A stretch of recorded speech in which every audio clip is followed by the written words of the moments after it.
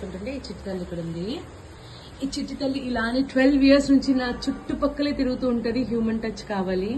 So what I'm trying to tell you all is, once we bring a pet home కదా, it should be your life time commitment. అంటే వాళ్ళ life time commitment. Basic గా బ్రతుకున్నంత కాలం మనం ఎలా అయితే మన parents ని పిల్లల్ని వదులుకోలేమో అంతే ప్రేమగా వీళ్ళకి అదే కమిట్మెంట్ తో చూసుకోవాలి. మధ్యలో అలిసిపోయో వేరే రీజన్స్ తో ఎవరికో ఇచ్చేయడమో రోడ్ల మీద వదిలేయడమో లాంటివి చెయ్యొద్దు. బికాస్ తెలియకుండానే వాళ్ళ ఉసురు తగులుతుంది. And second main important thing ఏంటంటే ఎప్పుడు కొనద్దు బ్రీడర్స్ దగ్గర నుంచి పెట్. బేసిక్ గా ఒక ప్రాణిని డబ్బులు ఇచ్చి కొనుక్కొని ఇంటికి తేవద్దు. అడాప్ట్ చేసుకోండి.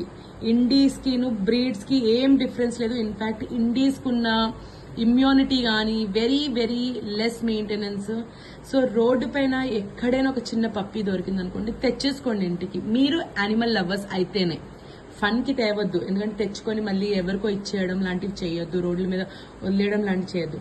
అండ్ ద మెయిన్ రీజన్ ఎందుకు కొనద్దు అంటామంటే, మీరు ఎంత కొంటారో అంత బ్రీడింగ్ చేస్తారు.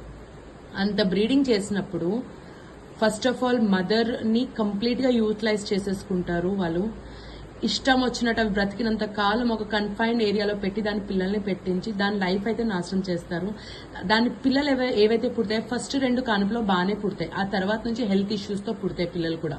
ఆ పిల్లల్ని ఎవరిని పడితే వాళ్ళకి డబ్బులకు అమ్మేస్తారు. అమ్మేసిన తర్వాత అవి కొన్నాళ్ళతో హెల్త్ ఇష్యూస్ వచ్చినప్పుడు ఎవరైతే యాక్చువల్లీ యానిమల్ లవర్స్ కాదో వాళ్ళు వాటిని వదిలేస్తారు రోడ్ల మీద. అలాంటివి మేము సెయింట్ బర్నార్డ్స్, గ్రేట్ డాన్స్ అండ్ షిట్జూస్, చిన్న చిన్నవి పగ్స్, బీగిల్స్, వేల కొద్ది జంతువుల్ని మేము రెస్క్యూ చేస్తూ ఉంటాము. అండ్ ఇవన్నీ ఎందుకు జరుగుతున్నాయంటే, ఎవరైతే యానిమల్ లవర్స్ అన్న పేరుతో వాటిని వెళ్ళి బ్రీడర్స్ దగ్గర, పెట్ స్టోర్స్ దగ్గర కొనుక్కొని ఇష్టం లేకో వేరే అదర్ రీజన్స్ వల్ల ఇచ్చేస్తూ ఉంటారు. ప్లీజ్ అలా చేయొద్దు. ఎందుకు అంటే వాళ్ళు ఒక మనిషి కడుపు నొప్పి వస్తుందంటే చెప్పుకోగలుగుతాయి. లేదా నేను మా మమ్మీని మిస్ అవుతున్నా అంటే నా నోరుపి చెప్పుకోగలుగుతా. అవి మీరే వాళ్ళ తల్లిదండ్రులు అనుకొని వస్తాయి. వచ్చిన తర్వాత మీరు చేసే పని ఏంటి? వాటిని జస్ట్ ఒక జంతువులాగా, ఒక క్యూట్ యానిమల్ లాగా ట్రీట్ చేసి కొన్నాళ్ళు అవి ఎప్పుడైతే పెద్ద అవుతాయో, హెల్త్ ఇష్యూస్ వస్తాయో, ఇలా ముసలివి అయిపోతాయో, అప్పుడు బాగాలేదు, కంపు కొడుతున్నాయి అని రోడ్ల మీద వదిలేస్తారు. కానీ మీకు తెలియకుండానే ఆ కర్మ మీకు ఇండైరెక్ట్ గా తగులుతుంది. But at one point you'll realise what you have done to a voiceless, it is getting back to you.